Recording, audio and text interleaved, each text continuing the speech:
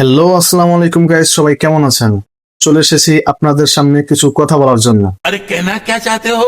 আরে আঙ্কেল, অনেক কিছুই বলার আছে, একটু থামেন না, মনের মতো করে বইলা নিন, কারণ সবকিছুর লিমিট ক্রস হয়ে যাচ্ছে।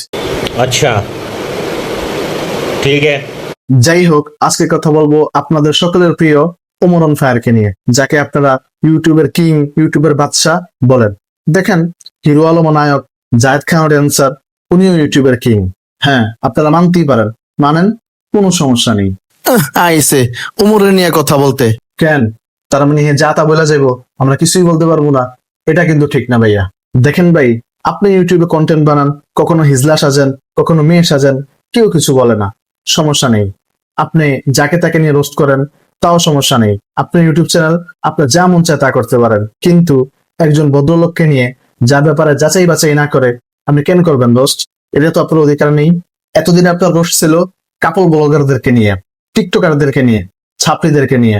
আমরাই আপনার ভিডিও দেখেছি, লাইক কমেন্ট শেয়ার করেছি, কিন্তু এখন যেটা করছেন এটা ধৈর্যের সীমার বাহিরে। দেখেন, আপনি যেই ভিউর জন্য ভিডিও করছেন, সেও ভিউর জন্য ভিডিও করছে, আপনারা তার মধ্যে কোনো তফাৎ নেই। বরঞ্চ আমি মনে করি অনেক দিক দিয়ে আপনার থেকে সে অনেক ভালো আছে। কমপক্ষে আপনার মতো সে পুরুষ হয়ে হিজলা সাজে নেই। কেউ যদি ভালো করে, তাকে তার ভালোর জন্য অ্যাপ্রিসিয়েট করা উচিত, কিন্তু আপনি সেটা করেন নাই। যারা বউ ব্যবসা করছে, ছাপড়িগিরি করছে, তাদেরকে নিয়েও তো আপনি অনেক কিছু বলছেন, অনেক ভিডিও বানিয়েছেন, কেউ তো কিছু বলে নাই, বরং সবাই আপনার সঙ্গ দিয়েছে। আমি এরকম অনেক ভিডিও দেখেছি যেখানে থরসব বিল্লাল অনেক অসহায় মানুষকে সাহায্য করেছেন। আল্লাহর কাছে কার আমল কখন কোনটা পছন্দ হয়ে যায় দেখে আপনি জানেন? যদি এরকম হয় যে আল্লাহর কাছে আপনার থেকে সে বেশি প্রিয়, আর আপনার কথায় কষ্ট পেয়ে সে যদি কখন আহ বলে, আর বলে আল্লাহ তুমি দেখো, তখন কি সেই আহ এর ভার সামলাতে পারবেন? আমার তো মনে হয় না। এই জন্য ভাই, বলেন, সমস্যা নাই, আপনার ভিডিও আপনি করবেন, এটা আপনার ইচ্ছা, কিন্তু যাকে তাকে নিয়ে যখন তখন ভিডিও বানায়েন না।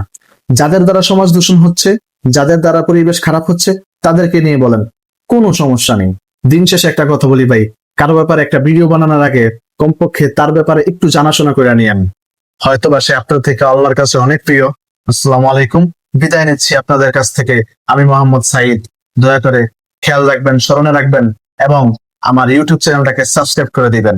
আসসালামু আলাইকুম ওয়া রাহমাতুল্লাহ।